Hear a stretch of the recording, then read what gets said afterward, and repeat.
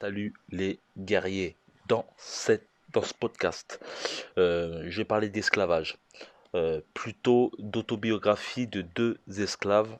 Il y en a un qui s'appelle Gustava Vasa, mais de son vrai nom c'est euh, Oloda Equino, qui est né, je crois bien, au Bénin et qui fut après attrapé et mis en esclavage. Il fut écrivain, marchand, marin. Et le deuxième, c'est Frédéric Douglass, qui fut pareil aussi abolitionniste de tout ce qui est traite négrière. Et surtout, il fut écrivain et, euh, et ambassadeur d'Haïti aussi. Je dis ça parce que je suis originaire de là-bas, donc ça m'a tilté. Et le but de de ce podcast, c'est plutôt de parler. J'ai vraiment orienté ça au niveau mindset que ça te serve en fait. Le but n'est pas de raconter de l'histoire pour de l'histoire, mais je vais orienter ça un peu pour que. C'est des choses que j'ai annotées en fait. Comme j'aime bien le dire, c'est assez intéressant de lire des autobiographies car ça te permet en fait de rentrer dans le cerveau du mec en fait. Et surtout que c'est des mecs qui sont devenus, qui étaient esclaves et qui sont parvenus à s'affranchir. Et qu'est-ce qui les a poussés justement à vouloir s'affranchir et ils sont parvenus à le faire quoi. Et c'est assez intéressant. Par exemple, si tu es un genou, ça te permettra d'avoir peut-être une mentalité assez intéressante pour ton futur. Et si tu es dans une quête d'entreprendre, ça sera tout aussi intéressant pour toi. D'ailleurs, je te conseille vraiment de rester jusqu'à la fin. Le dernier conseil sera particulièrement percutant. Donc, avant de commencer ce podcast, je vais te dire que il y a prochainement un livre qui va sortir, que je vais sortir. Je suis en cours d'écriture et de correction, et de mise en page aussi. Donc, si tu souhaites te le procurer, c'est dans la description. Il suffit simplement de cliquer dans la description. La chose aussi à dire, c'est que ça te permettra aussi de rentrer dans un groupe où euh, le but sera en fait qu'on s'entraide et j'aurai l'occasion aussi de t'envoyer des mails basés plus sur le fait d'entreprendre, sur le fait d'avoir un bon mindset et plein d'autres choses. Si tu souhaites rejoindre ce groupe, n'hésite pas à aller dans la description. Il suffit simplement de cliquer. La chose que je voulais dire aussi, c'est dans la description, j'ai mis un lien te permettant d'avoir moins 70% sur toutes mes formations. Ce lien se terminera, plutôt ce code promo se terminera dimanche prochain. Donc voilà, ce lien sera pour les personnes qui souhaitent augmenter son niveau en boxe et travailler chez soi.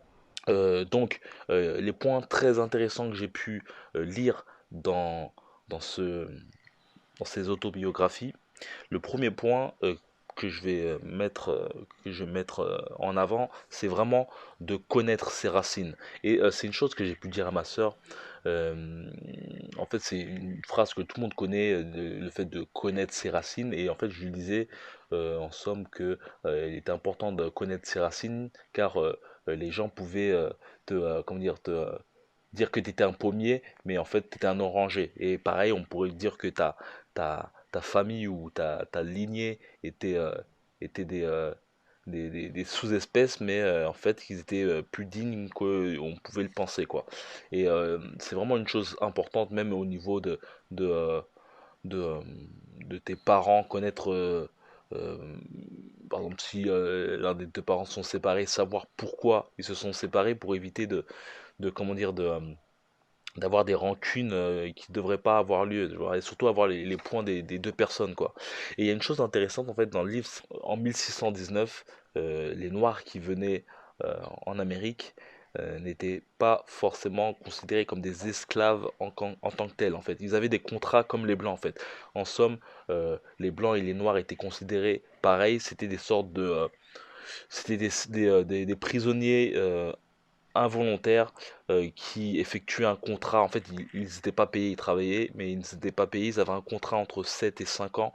Et lorsque justement ils terminaient ce contrat entre 7 et 5 ans, on leur passait un lopin de terre. Et par la suite, voilà, je pense qu'ils étaient libres. Il y a un noir, l'un des premiers noirs libres du coin, il s'appelait Anthony Johnson. Il était né en Angola. Et voilà, il a fait ses 5-7 ans et par la suite même, ce qui est paradoxal, il a pu aussi avoir des esclaves noirs. Donc 1750, c'est là que l'esclavage a commencé. Et avant cela, en fait, les Noirs qui séjournaient justement en Amérique étaient, on va dire, des esclaves temporaires, quoi. Mais n'étaient pas considérés comme des bêtes, chose qui s'est fait par la suite avec le Code noir et la montée du racisme. Et on va dire que ça a été euh, un peu une affaire marketing, en fait. Euh, c'est très intéressant, en fait. Je pense que beaucoup de Noirs comment dire, euh, ouais, atteints psychologiquement, en fait. On nous rabâche le Code noir ou autre. Ouais, voilà, c'est vraiment une affaire de marketing, quoi. On a marketé le noir comme étant une bête, quoi. Après aussi, voilà, le but était d'avoir de la main-d'œuvre, pas chère, ou de la main-d'œuvre gratuite plutôt. Euh, et voilà, quoi. L'esclavage, quoi. Voilà, premier point. euh, N'hésite pas à t'instruire surtout si t'es un Renoir ou après je pense il n'y a pas je veux pas faire de clivage, mais voilà, même blanc ou autre, n'hésitez pas à, à regarder ce qu'il y a eu avant et ne pas forcément vous arrêter à ce qu'on vous a appris à l'école, quoi.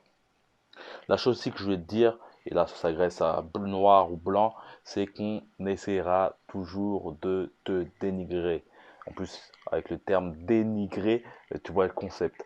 Euh, Ensemble, on essaiera toujours de, d'abaisser les exploits que tu as fait. C'est pour ça que lorsque tu essayes de faire des choses dans ta vie, ne les fais pas pour les gens, fais-les pour toi. D'ailleurs, je peux le voir aussi via le web. Le web, c'est un bon moyen c'est un peu comment dire, une expérience sociale, en sachant que vu que je fais un bon nombre de contenus et vu que j'ai beaucoup de feedback que ce soit négatif ou positif. Et lorsque justement, tu es dans ma situation où tu fais beaucoup de contenu, tu peux voir que beaucoup de gens peuvent te dénigrer. Et la chose qui est très difficile, c'est que, euh, en fait, tu as tendance à plus te focaliser sur, sur un point négatif que sur une centaine de positifs. Euh, voilà, beaucoup de gens, j'ai pu lire des trucs où je disais de la merde ou autre, mais à contrario, je peux voir des boxeurs amateurs, des boxeurs pros me dire ce que je fais est bien. C'est-à-dire qu'il faut faire vraiment attention euh, euh, à te demander qui te juge. Tu vois, il y a beaucoup de gens qui ont une facilité, surtout avec Internet, à te juger facilement. Qui te juge? Est-ce que cette personne qui te juge a, euh, comment dire, une expérience dans le domaine euh, autre? Donc voilà, vraiment fais les choses pour toi. Le deuxième point que je voulais dire, c'est euh, la volonté que ces deux mecs ont, en fait, la volonté que ces deux mecs avaient pour apprendre, en fait. Et une chose très intéressante avec Frédéric Douglass, c'est comment il a appris à lire. En fait, il a appris à lire grâce à une de ses maîtresses. Quand je dis maîtresse, c'est, tu me comprends, quoi. C'est pas le côté sexuel, mais c'est sa patronne, quoi. Lorsqu'il était assez jeune. Et il y a plusieurs points intéressants dans cette partie-là. C'est en somme, lorsque sa maîtresse en fait l'a détenu, euh, c'était une dame très très gentille, quoi. Et en fait il le dit, c'est assez intéressant. Et je sais pas si tu as déjà vu le Seigneur des Anneaux avec Gollum. le fameux monstre. Et en fait, en fait sa maîtresse lui apprenait la lecture. Et par la suite, le maître, son mari, s'est aperçu que l'affront qu'elle faisait, quoi. Et l'a vraiment réprimandé durement, lui disant que ce qu'elle faisait était de la folie et qu'il risquerait justement de ne plus être ignorant, quoi. Et la chose intéressante qu'il dit, c'est que c'était trop tard, quoi. Il avait mis le pied et il manquait plus qu'à passer tout le corps de l'autre côté. Et par la suite, en fait, comme je sais plus dire avec l'effet Gollum, euh, en fait, cette maîtresse qui n'avait jamais eu d'esclave, en fait, a tout de suite changé. Il s'est aperçu qu'en fait, son côté gentil, en fait, a changé. Elle avait au départ des yeux d'ange et tout ça. Et c'est comme, je pense que c'est le pouvoir certainement. Le pouvoir, l'argent peut changer les gens. Le pouvoir et l'argent n'est pas forcément, comment dire, n'est pas forcément bien ou mal, c'est un amplificateur en fait. Et il s'est aperçu qu'elle était devenue Gollum. Elle avait des yeux plus sombres, elle avait une attitude plus torsionnaire.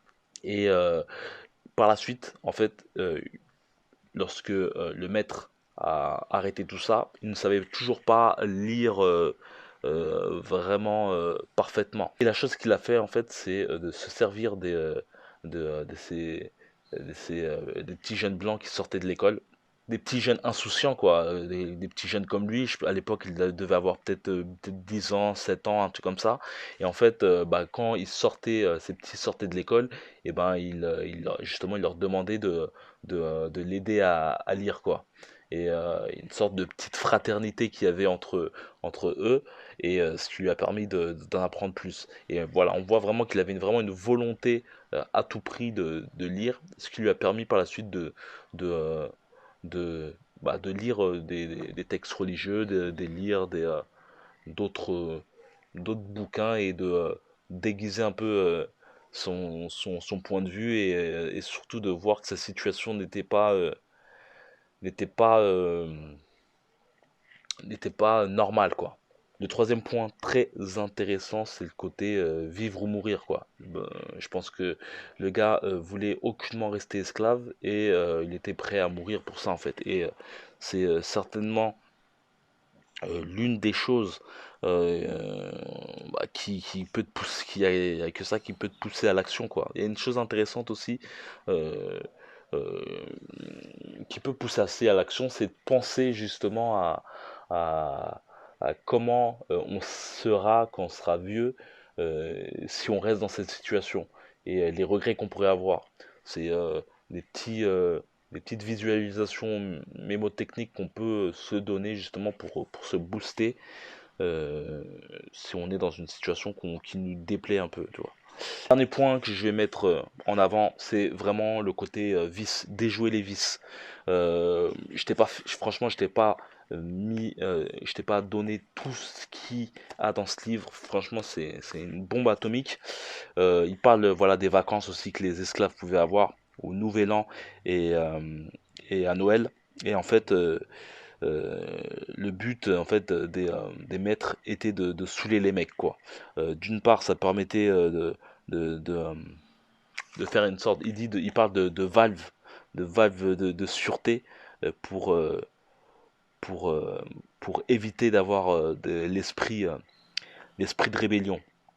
Après, ça peut être vraiment comparable au week-end qu'on peut avoir, quoi, où on se bourre la gueule euh, pour, euh, pour un peu oublier une vie par défaut. Après, certains se complaisent à cela. Et il y a une autre chose où il disait, qui peut être intéressante aussi, c'est j'ai remarqué que pendant que j'étais esclave, que dès que mon sort s'améliorait, cela avait pour effet non pas de me rendre plus heureux, mais au contraire d'accroître mon désir d'être libre et de me faire élaborer des plans pour m'enfuir. J'ai compris que pour faire un esclave content de son sort, il faut faire un esclave qui ne pense pas. Il faut absolument obscurcir son moral et son esprit et autant que possible tuer en lui toute capacité de raisonner. Il faut qu'il lui soit impossible de déceler des contradiction dans l'esclavage, il faut qu'il croie que l'esclavage est juste, et cela, il ne peut le croire que s'il cesse d'être un humain. Je te conseille de lire ces Mémoires d'un esclave de Frédéric Douglass. C'est la version euh, écrite par Normand Belga-Géron et Chantal Santerre.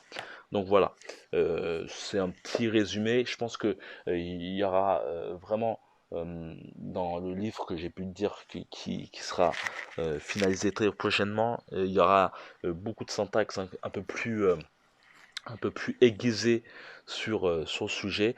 Comme j'ai pu le dire précédemment, il y a un lien dans la description pour avoir un code promo à moins 70% sur toutes mes formations. Ce lien se terminera dimanche qui vient à minuit. Donc, si tu souhaites euh, voilà, augmenter ton niveau et avoir justement, tu as le temps pour te former, voilà, c'est dans la description. Il suffit simplement d'annoter le code promo lorsque tu cliqueras dans les multiples liens que tu vas voir dans la description. Et voilà. Et aussi, si tu veux rejoindre le fameux groupe privé, comme j'ai pu le dire, et être au courant de la sortie d'un livre que je vais sortir prochainement, il suffit de simplement de cliquer dans la description et par la suite, il y a une page qui te permettra d'avoir euh, une, euh, mettre ton email et ton nom et par la suite, tu seras prévenu. Et j'essaierai de t'envoyer aussi des emails pour te motiver et, euh, et voilà. On se retrouve de l'autre côté et comme d'habitude, que la boxe est avec toi, force.